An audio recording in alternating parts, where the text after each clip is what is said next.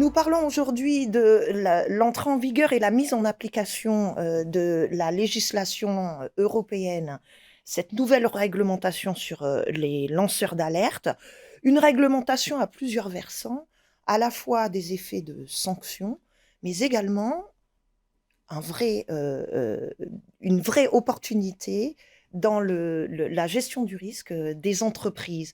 Alors, peut-être Jean-François, nous rappeler l'effet peut-être immédiatement sanctions, ce que revêtent les sanctions pour les Alors, entreprises. très volontiers. Alors, pour commencer par les choses désagréables, effectivement, pour qu'une législation s'applique, il vaut mieux qu'elle soit sanctionnée, même si nous sommes tous des êtres vertueux.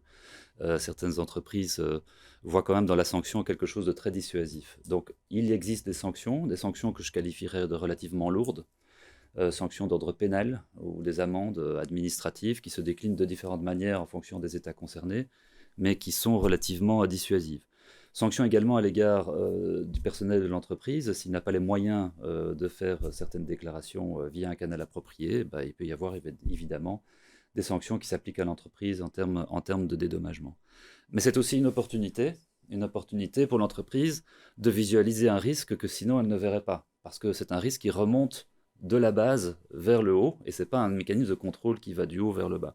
Donc évidemment, c'est une opportunité, avec, je pense, un risque, c'est un risque de débordement ou de dérapage, et donc la collecte des informations doit être une collecte raisonnée, c'est-à-dire que la communication va être très importante pour expliquer au personnel de l'entreprise que ce n'est pas le bar est ouvert, on peut déclarer ce qu'on veut. Quand quelqu'un a peut-être une dent contre un collègue, ben, il utiliserait ce canal pour se venger, c'est évidemment pas l'objet. Il faut vraiment être très didactique par rapport à l'outil en disant c'est une gestion de risque raisonnée et donc tout ne peut pas être déclaré. Et si des choses qui ne sont déclarées ne sont soit pas vraies, soit complètement irrelevantes, eh ben, il peut y avoir des sanctions. D'une part, le lanceur d'alerte ne bénéficiera pas de la protection, et d'autre part, il peut y avoir des sanctions si ce sont des dénonciations de type calomnie ou diffamation. Philippe, le point de vue du législateur? Alors, en fait, un point dont nous n'avons pas encore parlé et qui me paraît utile de rappeler ici, c'est que cette législation, nous l'avons placée pour l'instant dans le secteur privé. Il faut savoir que les mêmes obligations existent également dans le secteur public et c'est une bonne chose parce qu'il ne faudrait pas limiter le problème au seul secteur privé. Ce point étant fait, je pense que autant il faut une sanction, autant le législateur européen, mais les législateurs nationaux, devraient également essayer d'avoir une vraie politique législative en termes de sanctions et de sanctions pénales. S'y retrouver aujourd'hui dans le catalogue des sanctions devient quelque chose d'assez extraordinaire. Et en fait, il serait beaucoup plus simple de dire qu'à peu près tout est susceptible de faire l'objet d'une sanction pénale que de rajouter chaque fois dans le catalogue à la Prévert que nous connaissons, chaque fois des dispositions légales spécifiques. Mais c'est une question juridique. Mais mettez-vous à la place du chef d'entreprise, de la personne qui n'est pas juriste. On vous dit c'est une sanction et vous devez aller chercher dans une espèce de loi, je crois qu'ici c'est de l'anti-blanchiment, enfin, vous devez avoir fait au moins 50 droits pour retrouver la disposition. Et en plus, nous, on est en train de changer le code pénal, donc on ne sait même plus très bien à quoi tout ça ressemble. Donc, ce que je veux dire, c'est que oui, sur le principe, mais nous avons quand même un gros problème d'effectivité, de mise en œuvre de tout ça. Nous avons un problème de lourdeur législative qui est gigantesque. Et je tenais quand même à le signaler ici.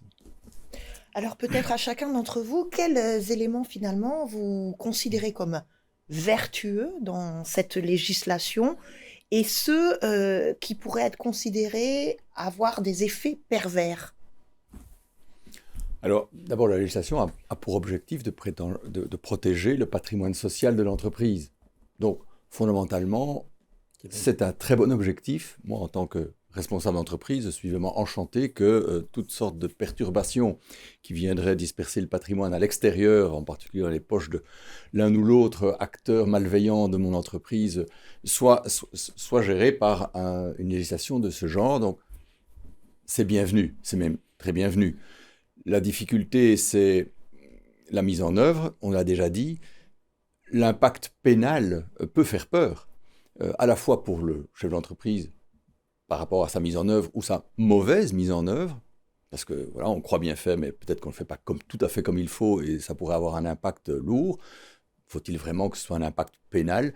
Et de la même façon, pour l'employé qui, croyant peut-être bien faire ou étant malveillant, s'expose à des poursuites pénales, ça peut faire peur. Donc voilà, il y a évidemment le principe lui-même qui est très bon, sa mise en œuvre se justifie parfaitement au sein d'une entreprise. C'est plus compliqué pour une petite entreprise que pour une très grosse entreprise, rappelons-le, parce que toutes les institutions d'entreprise n'ont pas en place des systèmes de comité d'audit, comité des risques, de directeur juridique, et donc ces fonctions sont parfois éclatées dans différentes mains qui ne gèrent pas l'ensemble de la problématique, et donc c'est pas évident, très sincèrement. Mais voilà, la mise en œuvre n'est pas simple, elle doit être simplifiée. Et pour ça, évidemment, il faut essayer de s'appuyer sur un système qui est performant, efficace, confidentiel, dont la confidentialité soit assurée, parce que sinon, si la mise en œuvre elle-même trahit le principe de la législation, ça ne va pas du tout. Donc voilà, il ne faut pas créer sa petite plateforme à soi dans son coin en se disant que ça va suffire à la chose. Je crois vraiment qu'il faut le prendre au sérieux comme tous les problèmes de ce genre. Je crois que Frédéric vient de résumer très très bien tous les aspects vertueux de cette législation. Moi, je voudrais attirer l'attention peut-être sur un aspect non vertueux, c'est le fait qu'il ne faudrait pas que ça fasse passer à la trappe le besoin d'avoir une culture d'entreprise de transparence radicale. C'est-à-dire, je suis un collaborateur ou une collaboratrice, j'observe quelque chose qui me paraît être manifestement soit contraire à la loi, soit vraiment pas dans l'intérêt de l'entreprise, et j'aurais peur d'en parler à voix haute, en sachant que c'est moi qui en parle, que ce soit à mes supérieurs ou à des collègues ou au patron de l'entreprise directement, si j'ai le courage d'aller frapper à sa porte, qui normalement devrait être ouverte, pour aller lui dire ce que j'ai vu et qui n'est pas bien. Il est clair que tout cet arsenal de canaux internes, externes, etc., voire de lanceurs d'alerte à des médias, est quelque chose qui ne traite pas le problème fondamental du manque de transparence radicale dans l'entreprise. Et si on peut faire en sorte que cette législation serve à ça, c'est-à-dire à dire, attendez, le canal naturel, c'est de parler à haute voix en pouvant, dans l'entreprise, bénéficier de la sécurité psychologique, qui est de dire, je ne suis pas d'accord avec ça, je suis d'ailleurs peut-être pas d'accord avec mon chef, mais j'ai le droit de le dire sans être puni. Et ça, c'est quelque chose de beaucoup plus fondamental dans la culture d'entreprise que la partie législative, dont on comprend bien qu'elle est nécessaire parce qu'il y a du vol, il y a de la corruption et il faut les éradiquer. Oui, Jean-Pierre a tout à fait raison. La culture d'entreprise, c'est la clé de la bonne gestion de l'entreprise, fondamentalement. Et la loi n'est là que pour pallier à un défaut par rapport à cela. Mais la responsabilité du chef d'entreprise, de l'actionnaire, c'est effectivement de veiller à ce que la culture d'entreprise permette à chacun de s'exprimer librement. Enfin, je veux dire, ça, c'est la règle de base. Elle n'est pas toujours, effectivement, elle est voilà, pas toujours pratiquée, mais il faut la rappeler, essentiellement. Alors, Jean-François, dans la mise en œuvre de cette nouvelle réglementation, chez vos clients, quelle est votre offre exactement?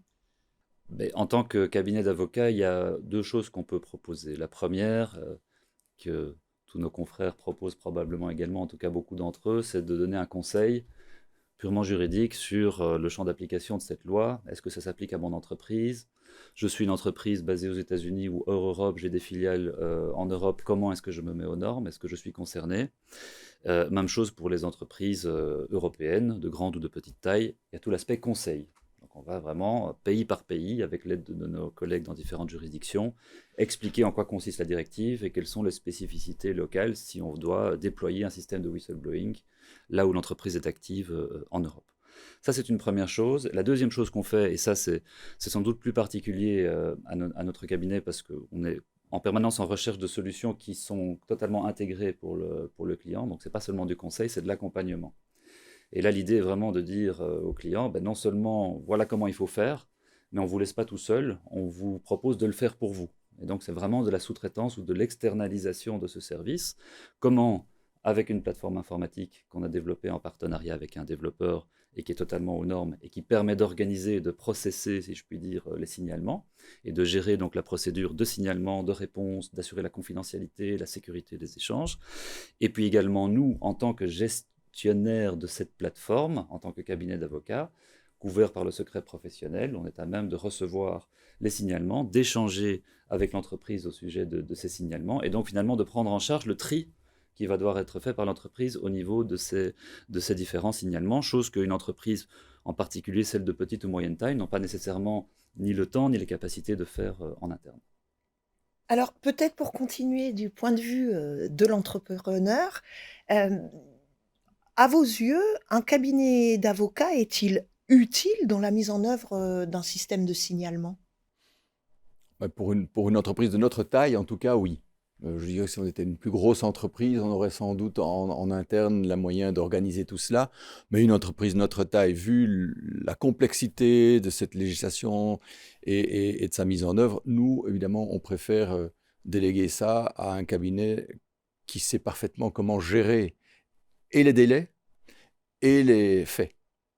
Parce que, voilà, les délais, vous le savez comme moi, ils sont bon, ça peut aller jusque 3 mois, mais c'est quand même, c'est pas toujours évident pour une entreprise de les tenir, surtout si on est en période de vacances ou autre, et que la personne qui est en charge de cet aspect-là est débordée de travail par ailleurs. Donc, voilà, le fait de le déléguer à quelqu'un, à un cabinet externe, nous rassure en réalité par rapport à ça.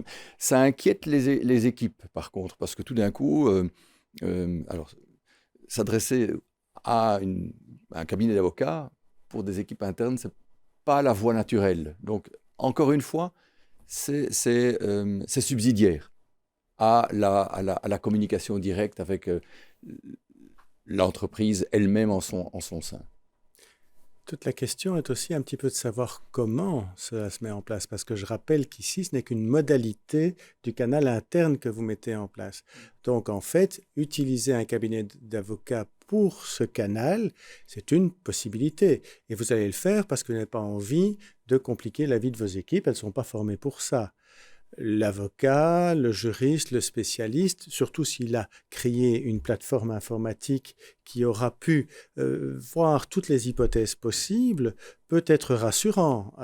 D'un autre côté, ça ne veut pas dire non plus qu'on peut se désintéresser de la question. Et donc, il faut quand même une bonne concertation avant de mettre en place cette plateforme pour qu'on soit bien certain qu'elle corresponde aux besoins de l'entreprise. Hein. Ça n'est pas une mince affaire, me semble-t-il. Oui, je crois que ça tombe un peu dans les questions du type est-ce que je fais moi-même ou est-ce que je sous-traite. Voilà. Et dans les questions entre est-ce que je fais moi-même ou est-ce que je sous-traite, si j'ai une solution de sous-traitance qui correspond à mes besoins et qui est, pour des raisons d'économie d'échelle, moins chère que ce que je pourrais faire moi-même, ben c'est assez naturel de sous-traiter. Merci.